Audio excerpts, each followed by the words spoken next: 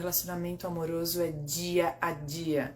E é arroz com feijão muitas vezes, né? Então é você criar o novo através da própria existência. Como que você cria um dia novo hoje no seu relacionamento amoroso? Essa criatividade precisa necessariamente passar por uma criatividade de experiências na sua vida.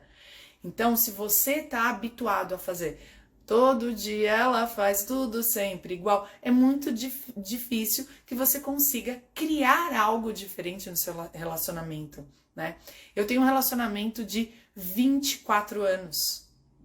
É muito tempo. E hoje eu olho pro meu marido e eu falo, cara, é outra pessoa que eu conheci. Totalmente outra pessoa, né? Até características do dia a dia, a forma como me responde. E eu olho lá atrás, outra pessoa.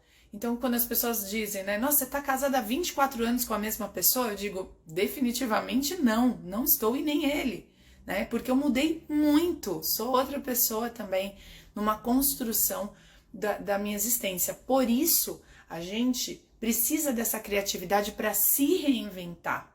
E quando a gente se reinventa, quando a gente se melhora, a gente também melhora as relações e traz uma pimenta nova para a relação. Por quê? Porque você também está se transformando. Então você consegue colocar lenha nessa fogueira da paixão e do amor, né? Então eu posso dizer que tem um relacionamento super longo que, conforme você trabalha a diferença de estados na sua vida, você traz esse novo para dentro do seu relacionamento também.